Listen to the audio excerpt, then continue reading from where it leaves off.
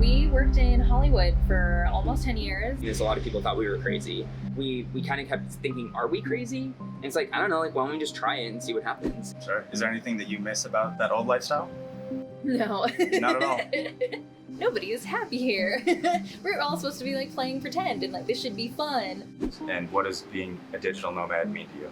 I think it's fun. It's like opening an Amazon package, you know? It's like, oh my God, what's here? Yeah. But you do that with places. That got us out of LA and out of the Hollywood like drain of chaos and unhappiness that really takes people's souls. Hi, my name is Amy Sudo. I'm a freelance writer and entrepreneur, and I am 29, about to turn 30 this year. I'm Kyle Cords, and business owner and digital nomad extraordinaire. And yeah, and we run businesses together and travel together and do life stuff together. So yeah. And where are you guys from? I'm from Phoenix, Arizona, in a little suburb where people ride horses to work. So it's like half like Starbucks and like picket fence houses, and then like half like people wearing cowboy hats and trailer parks and like old post offices with like saloons and like dirt bike races and things like that. Nice. I grew up in Southern California, like in Riverside County. That's about 2 hours east of LA. It's near Temecula wine country, which people seem to know sometimes. Sure. But yeah, that's where I grew up.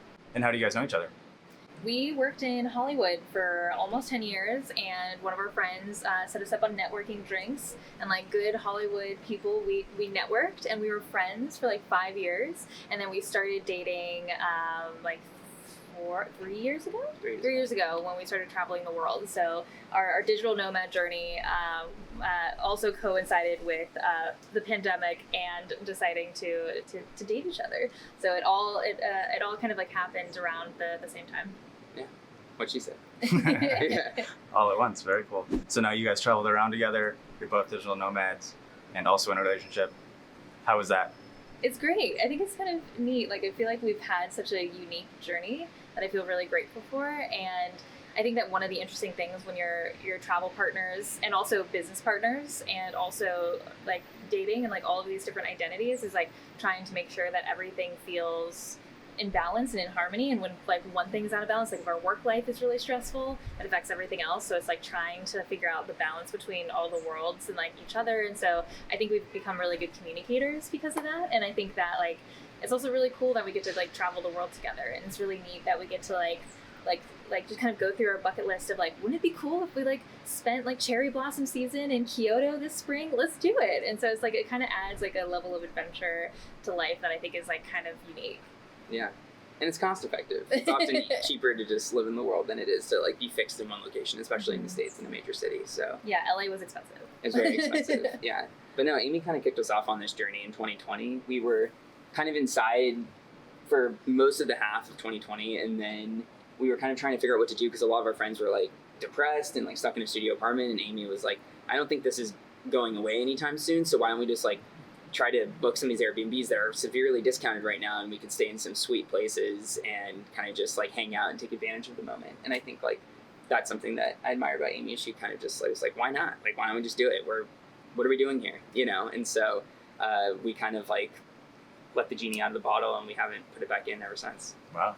Sounds like the pandemic really pushed you into this kind of lifestyle. Yeah. Yeah, it also kicked us out of Hollywood because we were TV writers. We had like worked our way up from, we both went to film schools. We had both like done the TV writing thing, and we got to a point where we're just like, we looked around when the pandemic hit and we're just like, nobody is happy here.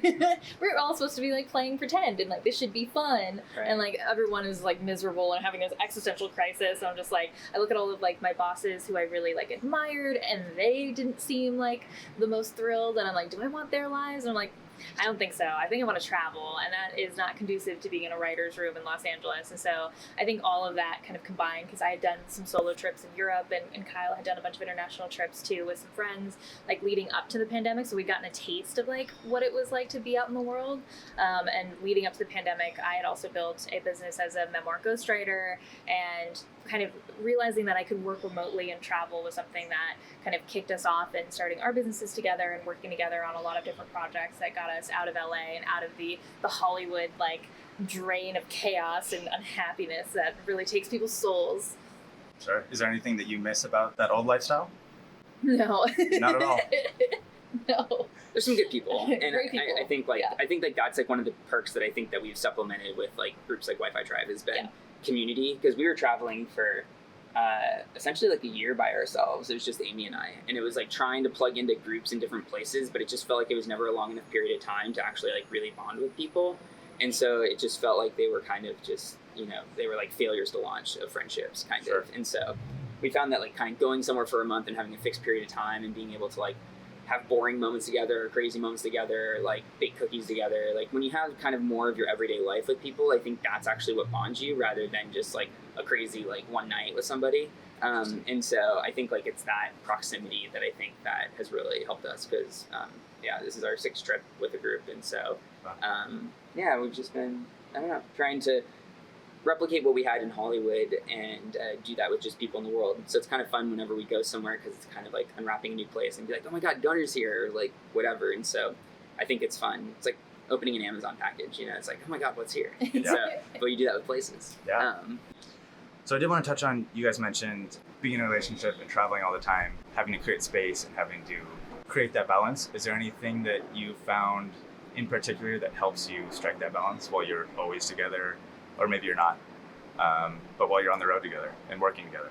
Yeah, I think we both like have a lot of things that we do together because we run businesses together and we're obviously dating, and so it's like we love to do a lot together, but we also have our own things that we do separately. And so Kyle will opt into certain things like an escape room, and I will go to a yoga class, and so we try to kind of find that balance of like our own separate hobbies or our own kind of time spent apart, because I think that having a little bit of that balance, but honestly, like, we love spending time together, so that helps. And I think that if you're somebody who needs a lot of space or needs a lot of like time alone, then I think traveling with a partner is not as beneficial. So it kind of just depends on different people's setup, but I feel like because we work together also, then that helps us also have more things to talk about and more shared experiences that kind of keep things interesting.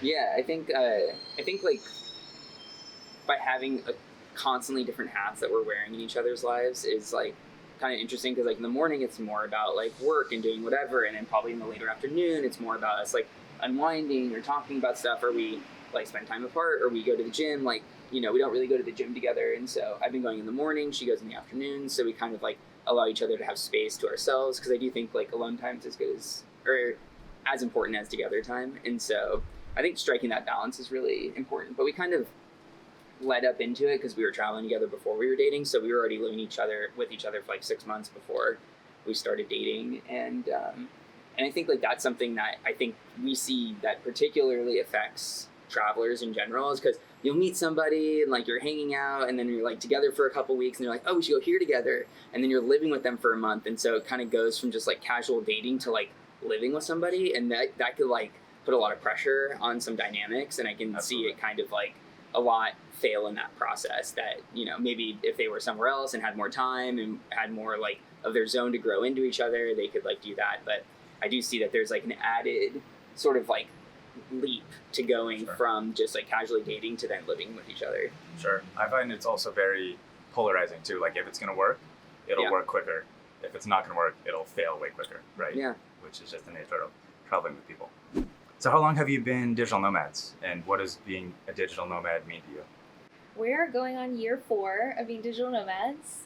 And being a digital nomad to me means basically having a life where you're constantly traveling, but I think that we like the form of digital nomading that's like slow madding. So it's like spending a month in each place, versus I know some nomads that are more backpackers and just like are constantly on the go. And I think that we really like the balance of like month-long stays. So it's like you're still getting into a routine of like finding a gym and finding your favorite coffee shop, rather than just like being place to place, not really having a routine.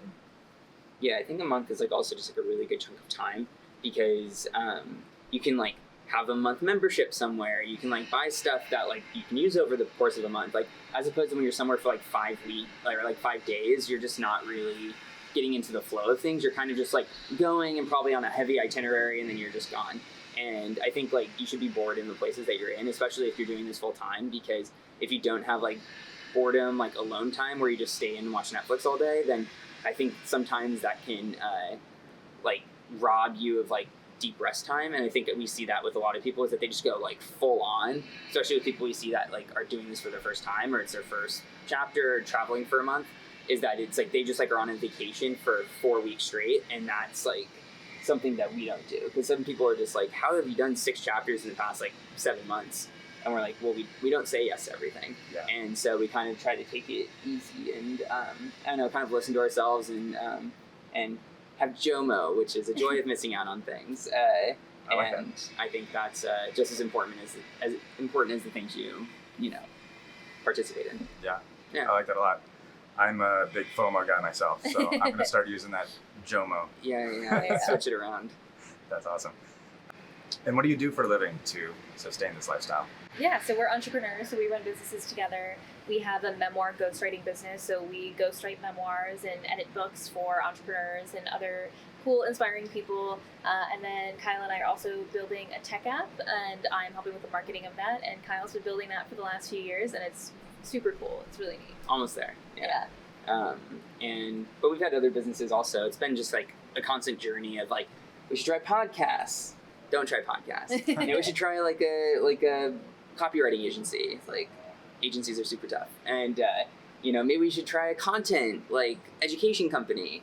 No. And so we've like thrown a lot of spaghetti at the wall, and I think like Amy really loves books, and sometimes I can help her just with like organization and other stuff. But beyond that, I feel like that we are kind of moving more towards a product life, and so I've always like wanted to build a tech app, and so it's been kind of like, for the past 2 years, it's been just like my education of like learning to code more, working with other coders, and trying to just like have the things in my head become reality. And like with AI and everything available, I feel like education's so much quicker, figuring things out is so much quicker, and like solving problems is getting easier, which is amazing. So yeah, so that's what we're up to. Cool. Do you want to talk more about that tech app that you're working on? Yeah, it's a movie recommendation app called Omlist, and it has this sort of like gamified feature of swiping through movies and doing tournament mode, and then it generates like a ranked list, and then it will compare you against other users, and then basically give you the stuff from their profile that you haven't seen yet, from people that you're most similar with.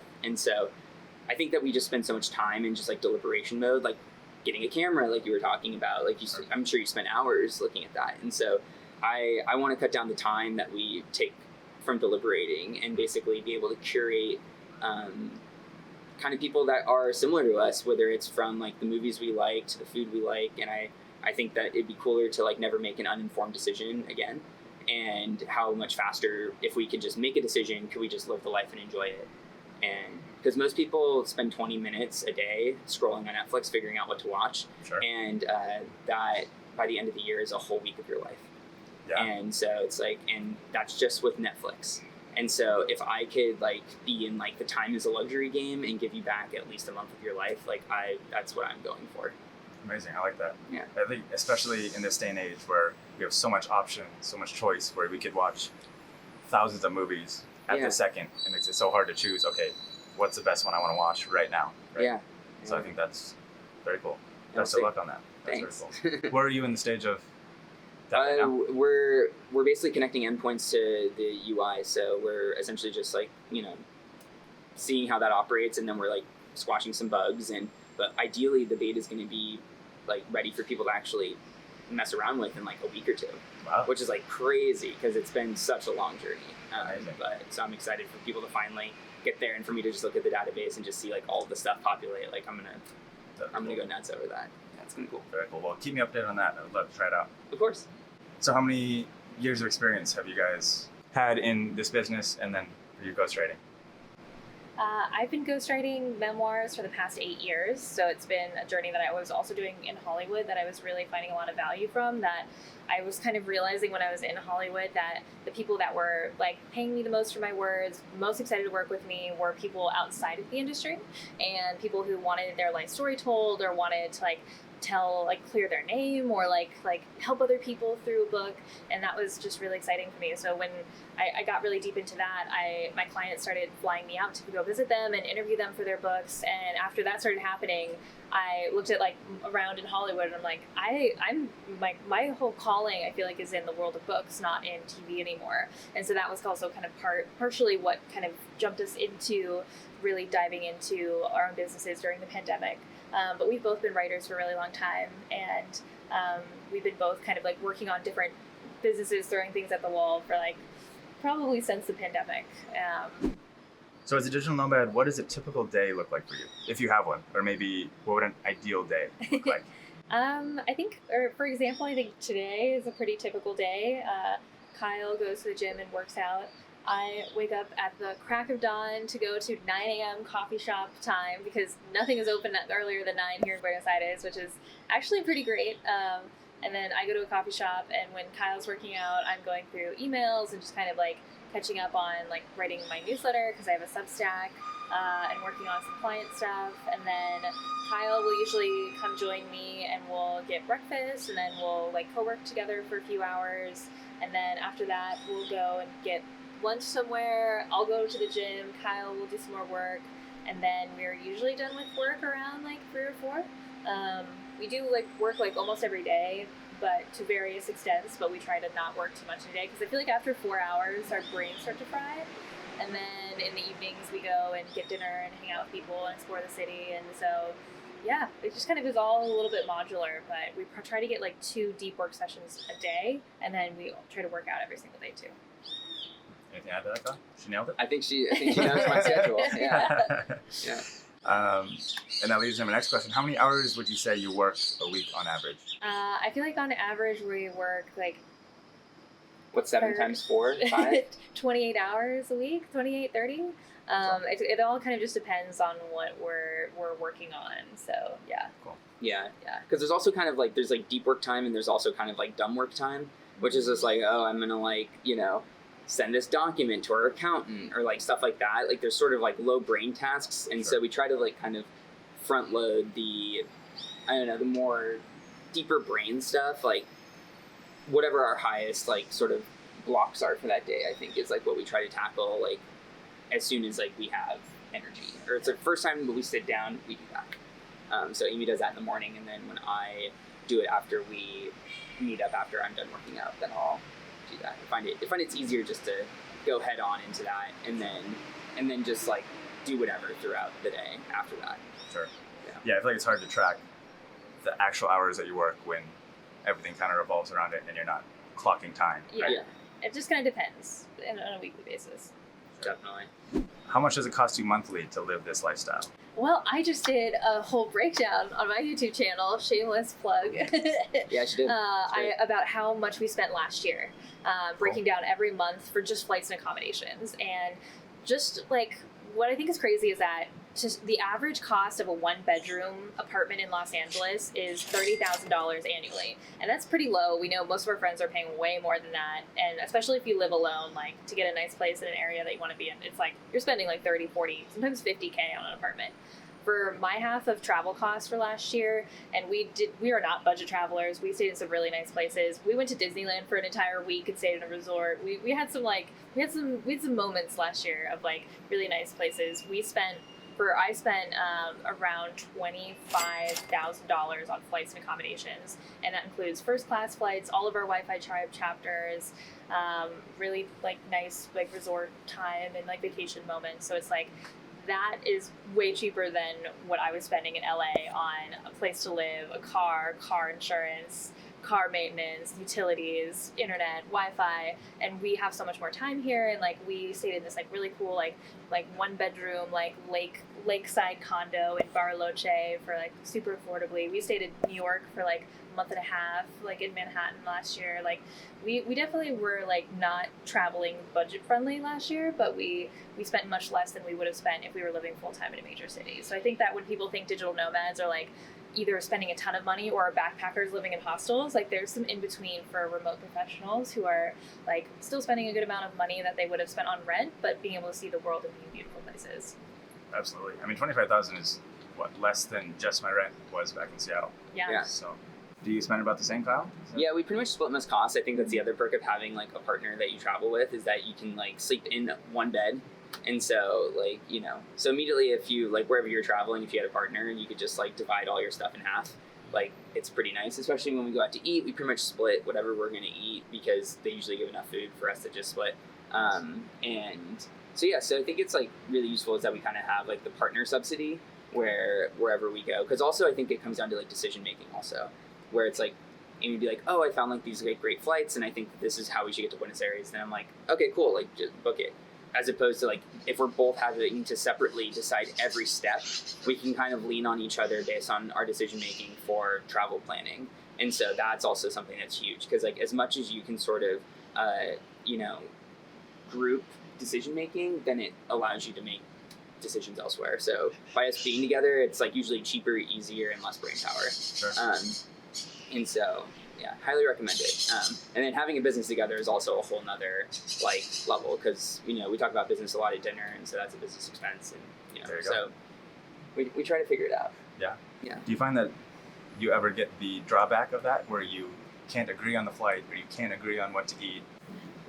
Yes. Very, very rarely. Like there's like there are occasions where we disagree on things, but I feel like we're pretty aligned, and like we were best friends for like a long time before we started dating. So we have the benefit of like history and shared tastes and things that we care about, and so it's like we wouldn't be traveling together and living together if we didn't agree on like 80% of the things. But very occasionally, I'll have a trigger finger with like trying to upgrade our flights, and Kyle will be like, this is a 2-hour flight, we do not need to upgrade this, or maybe we should save some money so we can book this trip instead, and so, or we should use our points like this. And he is definitely the more grounded, thoughtful, like better on a budget planner, and I am not, and so I've gotten better with that with Kyle. And so but Kyle's also like just like has good priorities where he can find like really good value, or like negotiate with an Airbnb host to get like this crazy cool Airbnb like on a river with like beautiful views for us and all of our friends for a month, for like really like solid like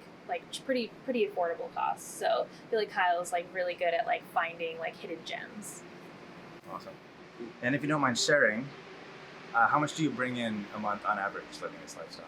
Yeah, so we make about like mid 6 figures, and I think it's just varies completely based on like how our businesses are doing, how much we're investing in stuff, and every year is a different amount as well, because some years we're going all in on like business stuff, and so every year it just kind of varies pretty widely with like what we're investing in or earning. And as freelancers and business owners, it like varies pretty wildly every month. But the nice thing about being business owners is a lot of stuff that you're doing can be write-offs, and that helps a ton with taxes. And that's something that they don't tell you if you're a W-2 employee, is like how much you're missing out on being able to like write off camera gear if you're using that for a core part of your business, or things like that. Yeah, Definitely having a business, your life is pretty subsidized. Especially like you should be creating value, and all, not tax advice, but it's just just what we've done. Not tax advice. Yeah, I don't know. It's also interesting kind of being a freelancer, not having kind of like a weekly sort of like salary, because like we could make like most of our money in 3 months, and then like the next 3 months we might not have anything, but we got made 6 months in 3 months. So it's like it's always like super hard to kind of like figure out, like when we were trying to do monthly budgets for like like have P&L statements essentially for ourselves in our life, it was always like we bought way more. We bought like 6 months of travel in that month, so it's like we could put like $15,000 on a credit card in 1 month, but then we don't spend anything on the next 2 months. And so then, or 3 months. And so it kind of like balances out where it could be like 15,000, but it's like 1.15, 2, like, and so it kind of like, it's almost like we can only really budget our life based on a yearly or annual, based off the fact that like there's a freelance side of our business, there's like a sort of productized side of our business, and all of that is just like constantly fluctuating, but it usually evens out pretty well. Yeah. Yeah. It's kind of just completely depends on Sure. the year, especially with what we like bring up and down, because as business owners, like we'll start a business, we'll close a business, we'll shift our focus, so every year is like totally different. But luckily, because we're traveling like pretty affordably, like it's plenty for us to like invest like leftovers, and like a lot of our different like kind of like projects that we're doing. Like we funded an entire podcast studio where we basically did like 3 creative podcasts that were featured in Vulture and a bunch of other articles, and like we were able to like kind of bring all these creatives like onto our payroll for like during the pandemic, like for those first 2 years. And so we invested pretty heavily in that, and that was like a really cool experience. And so we wouldn't have been able to do that without our businesses. And so we're lucky to kind of like have that push and pull of like, we're taking a break to do this, and this year we're going to just like take it easy, or this year we're going to go really hard on this part of our business. So it varies like pretty wildly, but it's been really great. Yes. How often do you guys eat out as a digital nomad? It depends on where we are. As you know, Buenos Aires is like very affordable, so we eat out pretty much every single day. But because we are like we pretty healthy, like we often like find places to get salads. Like Menu del Dia is like a huge hack, is like finding places that have like fresh produce and like salads for the afternoons. And then we split everything, so we pretty much like when we're eating out, we're not like eating out in the way people think. We're often like taking things to go and things like that. But in some places like Bariloche, where there wasn't a lot of restaurants nearby, we cooked from home a lot. So it just depends on where we are. Yeah. And then what's the hardest part about living this lifestyle? I think the hardest part is trying to focus. I think that especially when we were getting started, it was like a lot to balance travel planning, which is almost a full-time job, along with trying to make sure that we're staying focused on our businesses and things that we have to do. It was really difficult, like when we were dealing with like a huge influx of clients, because like at the beginning of this month, like it's January, everybody wants to write their books, so we're trying to like deal with clients who want to get started and have a lot of questions. And so it's like the push and pull of like different times of the year, trying to like be kind to ourselves when we're having to opt out of things or change our schedules around to like accommodate for the work stuff, but also making sure the work stuff isn't taking away from the destination or the place that we're in. Yeah. I don't know. It is interesting. I do feel like I think having to adapt to wherever you are, or just maintaining your routine, I think is like really key. Like finding a gym and like finding the protein powder that you want, and like, you know, finding like those sort of things is like the first week is almost like you just trying to like find some sort of like routine. And so you can kind of have like templates of routines that you can like post upon a place, because very likely a place will have some version of like a gym, you know, and whatever you need, or a cafe that you can work at, unless you're really remote, like in Bariloche or something. Yeah, I think trying to keep up with that routine, but also being kind to yourself, like when the routine breaks, because it's there's sometimes just like wild stuff that you can't account for, because by the fact that we travel more, there's more unprecedented circumstances that come up because we're moving so much, and it's not like having like a studio apartment in LA and just having everything there and knowing kind of where it is and having just more of that. But the upside of that is that every day is very different than the last, and you can kind of I think benefit that, and I think you can live like a lot more life in a year than I think a lot of people, because you're more present. Because it's like, oh my god, look where we are. Like like most people don't experience a new thing every day, and I think it's like a blessing and a curse. Yeah. Yeah. What are 3 of your favorite experiences or places or things that you've done since leaving? Portugal. Lisbon was pretty great, and Porto was also really beautiful. But I would say Cusco, Peru had some really cool adventures. We did ATV tours, we did the 4-day Inca Trail to Machu Picchu, and like that was just such a cool experience to be able to like be out in nature for such a long time and just be with other people and kind of learning about the history of Machu Picchu, and it was just really cool. So I feel like that, like Peru and Cusco specifically, just had so many adventures. We took cooking classes, and that was really neat. So that was just like full of like really like stunning experiences. So I would say that, and then Lisbon and Porto were just like beautiful places to be. So I think those are 2 of my favorites. I like Buenos Aires a lot. I feel like it's like a European city got lost in Latin America in the best way. I just think it's like, I always love value. Like, it's like, are you getting something that feels like valuable and it feels cool and like that you're being like rewarded? And I think there's so much value in the city. It's unbelievable. Absolutely. So where are you guys going next? What are your current travel plans? Yeah, we're headed back to the States to knock out all of the health appointments that we have to get, like dentist, doctor, blood tests, like all of that. And then from there, we're headed to Seoul, South Korea, and then Tokyo for a week, and then a month in Kyoto. And then we're going to travel around some other parts of Japan. And then we have a big blank empty space in our calendar. And then we're eventually going to end up in Madeira, and then something with the holidays. So it's like, that's kind of what we have, but we try not to plan too far in advance unless we're really excited by something. Yeah, you kind of have like your tent poles like of your year, and I knew that I really wanted to take Amy to Asia, especially with other people, and so because it can feel like a very isolating culture sometimes because you can't speak the language, and so I was like, going with Wi-Fi Tribe would probably be a really incredible experience. And I've never been to Seoul, but I've been to Kyoto, and it's one of my favorite cities in the world. I would say that I think Kyoto is amazing. I've heard it's really cool. It's unreal. What's your biggest piece of advice for people that are interested in living the digital nomad life? I think it's really important to be self-employed if you can. I think that you can definitely do this lifestyle if you're working for a company, but I feel like I'm definitely biased as somebody who's been almost entirely self-employed my whole life, with the exception of like the jobs in Hollywood. But even as somebody working in Hollywood, it's like those feel freelance because shows end. And so I think that when you are able to control your own schedule, travel's way more fun. Especially Asia is impossible if you're working like US hours. And so I think that being able to work asynchronously and be a freelancer just like opens up more of the world. And I think that it also allows you to control, like if you get laid off from your job, you often have to stop traveling, or like people's work have like pulled them back into the office. Whereas I feel like if you're a freelancer or an entrepreneur, you get to like reap the benefits of building something that lasts for a really long time that you also get to control, and like not have to worry about like being online by 10 a.m. Like you could take a slower morning. And I think that that's like allowed us to like really enjoy travel more. Yeah, asynchronous is pretty huge. I think that especially just like a no alarm clock life is like also really important. Like it's more about when you go to bed than when you wake up. And I think that a lot of people just aren't getting enough sleep. And that's like, honestly, there was some study that was done by Harvard recently that basically said that like the largest indicator of improvement in life is sleep.